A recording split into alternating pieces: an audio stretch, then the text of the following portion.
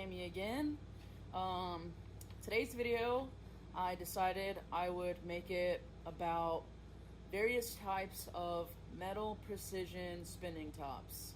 There's lots of different kinds of tops, you know, wood tops, glass tops, metal tops, just different shapes, different sizes, you know what I mean? But today my video is specifically about precision metal spinning tops. I just want to make this video to show, I guess, the different kinds of precision metal spinning tops you might see, materials, 1 piece, 2 piece, 3 pieces, CNC tops, tops made on a manual metal lathe. So that's what this video is going to talk about today, and here we go. Alright everyone, so first I'm going to show you materials. What we have here are the 4 most common standard materials that you will see people making tops from. These are considered standard materials versus exotic materials because I suppose they're cheaper and they are only made of one material throughout. Copper, brass, bronze, and stainless. All 3 of these get patina naturally. If you can probably tell, these are all tops I've just had sitting around in my collection for quite a while, and they all kind of, you know, are formed, you know, their own little patina. None of these are new by any means. Here's, like, you can see that little bit from whatever. And then stainless is, you know, all those non-patina lovers. Alright, there's materials. Alright, so these are 1-piece tops. They are made out of 1 piece of material, and that's it. These are the 1-piece tops made on a manual lathe. These are 1-piece tops made on a CNC lathe. If you'll notice, these tops in particular don't look to have any milling on them. All of these tops looks like they were all completely made on a lathe only, as in, like, not moved from a lathe to a mill to get other features carved in. Oftentimes the grip on the stem is knurled, and a knurl is basically a gripping pattern that is created with a knurling tool and to create those diamond-like shapes. This C.D. Peterson top, I don't think he created this with a knurling wheel, but I don't really know. I don't think he gives away his little gripping pattern secret. Okay, here we have tops made on a CNC machine. We'll start with this one. This is a Lambda. We all know and love the Lambda. If you look at this top, you can tell that this top was created on a CNC lathe, and this knurling pattern on the stem was probably also done on the lathe.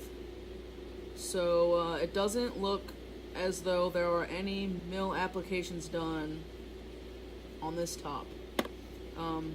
Also, another thing that I'd like to kind of say that just maybe shows the difference between manual and CNC is this is not like a fact at all, but when I made you know, I started making and spinning tops on a manual lathe, and when I made those spinning tops, they're often made in one single operation where you're turning the material in this direction. You know, you're doing the bearing hole, you're doing whatever grooving you're doing in the top and the stem and everything all in one operation. You know, then you're parting it off and either hand finishing the stem or you know, maybe you might possibly turn it over and just finish the tip. But pretty sure that's how this top was made. This dynamic inertia top, CD Peterson top, and a JL Lawson top. You know, those aren't facts, but that's how I imagine that they were made. And that thought got brought up because of this lambda top here. It looks like it probably had 2 operations, maybe, and I could be wrong. Because if I look down in there, it looks like that stem was bored out from this side, and then there was obviously machining done on this side. So, for example, if this top was made on a CNC lathe like this, you know, all the way over, you know, turn from bearing pocket to spindle, then it would still need a second operation for boring out this stem. Now I don't know, you know, for this example, what op 1 and op 2 is. I think I, you know, watched a video a long time ago, but at this moment I don't remember. I can take this top for example, and granted I don't know how this top was made, but this is a CNC version of a Fiddle Foundry top by Stephen Robbins, and he I think he, you know, got a shop to, you know, make a bunch of these. If I was making this top, there aren't any critical, or I wouldn't say critical, but features on the stem that look to be, you know, super complicated. I would probably make this top in one operation. I don't know how this top was made, but so I think most CNC tops, I would assume, probably are made in about 2 operations versus 1 operation on manual lathes, but some CNC tops can be made in 1 operation. Alright, and here is a one-piece spinning top from Joshua Dawson, and he probably made this in 2 operations, but I cannot say whether he did or did not. This one is definitely made in 2 operations because it has a bearing on the stem. This is a Billet Spin top. This is the Sand Dollar. This is probably one of my all-time favorite one-piece tops. Alright, so moving along, those are one-piece CNC, one-piece manual machine tops. Okay. Next, I guess I want to show you 2-piece tops. So, here I've got 2-piece CNC tops. This is the Lambda. And we can compare it to this 1-piece Lambda, where this is all brass through and through, made with 1 piece of material. This Lambda has a tungsten outer ring and an aluminum core. This is when tops get a little bit more complicated to make. The tolerances are, there are more tolerances you have to achieve to get things to fit perfectly and have the top still have a good quality spin. Here is a collaboration top with Joshua Dawson and Cody Mayfield. Here's a Billet Spin top made by Rich. Those are CNC 2-piece tops. I have manual made 2-piece tops here.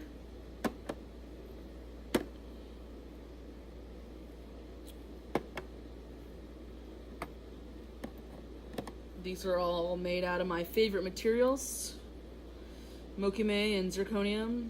This one is Mokame and copper, and it's a mini. But, so I guess I can talk a little bit about exotics. Here you see a wood grain-like material that's called Mokame. So yeah, these are all two-piece tops made on the manual. These two-piece tops, I think, are probably made a little bit differently than these CNC tops. So a lot of manual lathe makers will press their two materials together and then chuck up the material on the lathe and make it as, for instance, as if it was a one piece, right? Just like I showed you previously. Versus a two-piece CNC top, it's probably, these pieces are probably made two separate pieces and then fully machined and then put together afterward. Now I don't know for a fact if that's how these are made, right? But you know, these are just my assumptions. So two-piece tops, a little more complicated, more tolerances to try to achieve, a little bit harder to get concentricity, a little bit harder to get you know, good quality spins, but when you do get it, it's awesome because, you know, two-piece tops are great. And here you go, two-piece manual, two-piece CNC. Alright, moving on to three-piece tops. I only grabbed one three-piece top, and then I don't think I have any three-piece tops from other makers, but this is a three-piece top I made a long time ago when I first started making tops. So this is a billet spin top. This is a three-piece top.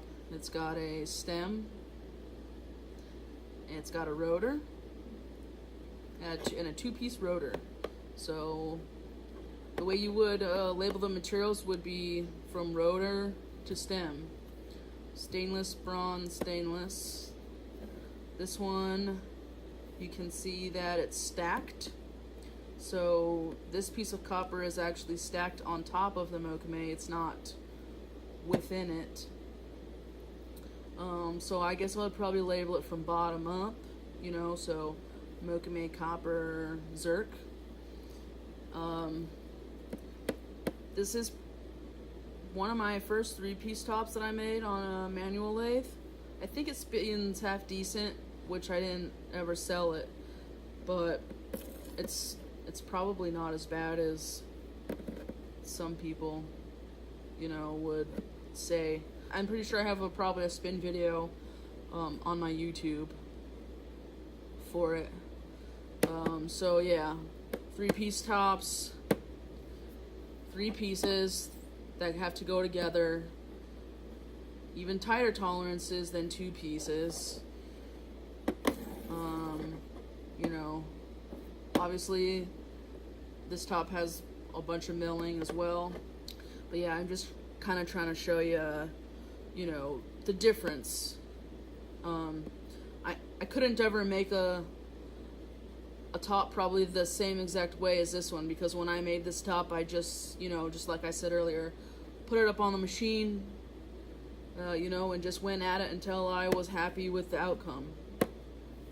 This one, there was a lot of them made, a bunch of different combinations, and you know, this is an amazing top.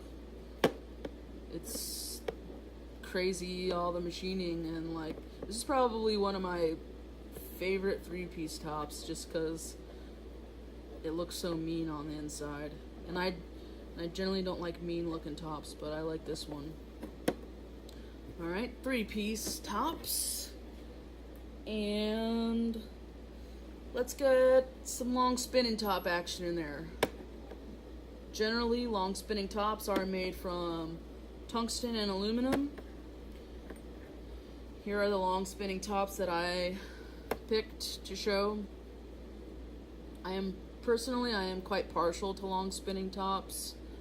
Some people might think they're boring because they are generally, only made out of these materials, tungsten and aluminum. This is actually magnesium, which is slightly lighter, but not enough lighter for me to mess with it, in my opinion. But there are some makers who use magnesium instead of aluminum.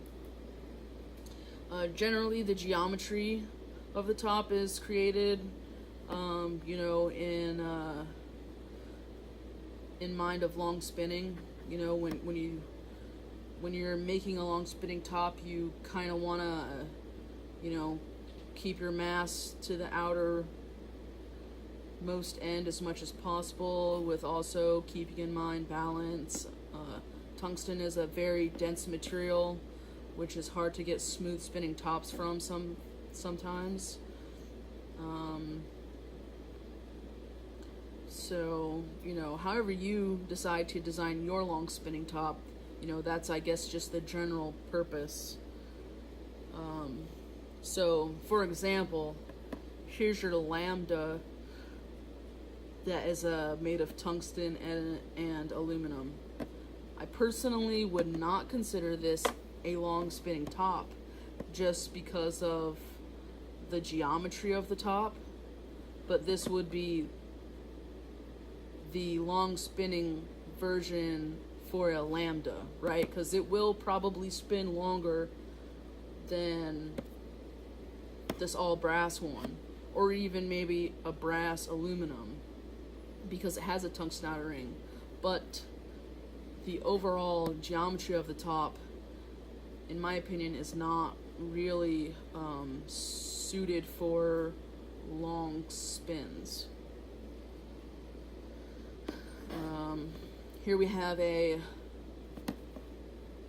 Griffin top called a Quantum. You can see that he engraves them. I also have a Griffin, a mini Quantum, and he designed these for long spins. This is a plier top from Chase, and Chase's tops are probably one of your best long spinning tops that is out there.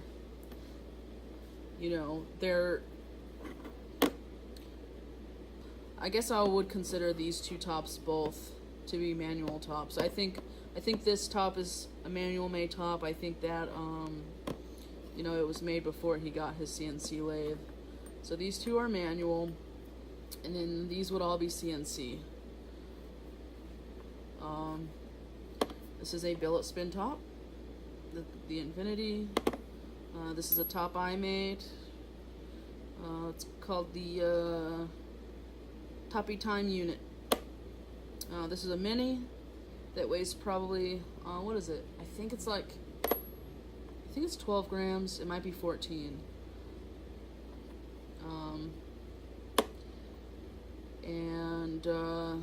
Yeah, all these tops will give you spin times that are probably longer than normal spin times that you would get on a average top.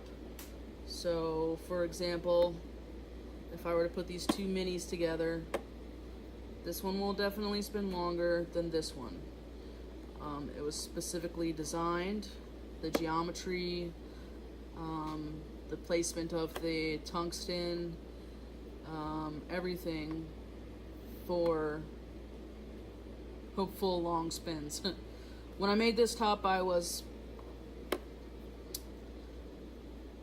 aiming for a 1-to-1 Zen ratio, and I won't get into what the Zen ratio is because that's a whole nother, I guess, explanation.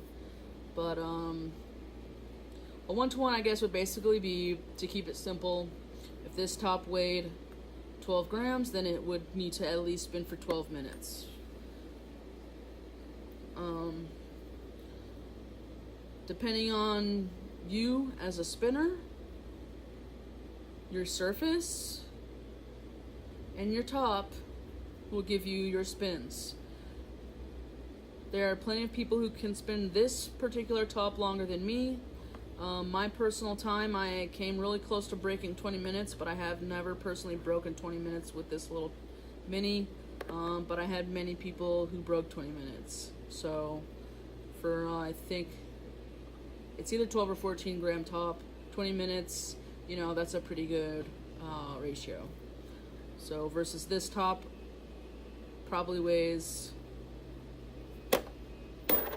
maybe the same or a little bit more.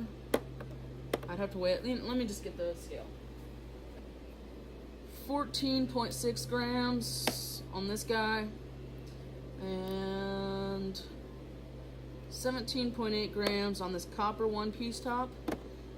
This copper one-piece top will not spin anywhere near as long as this one. So, you know, that's just based on geometry and material, you know, two-piece, one-piece, you get it.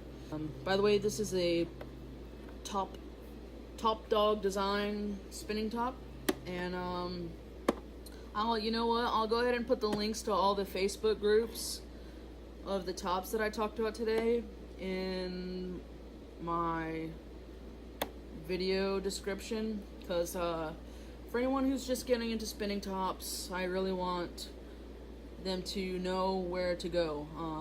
A lot of the community is on Facebook.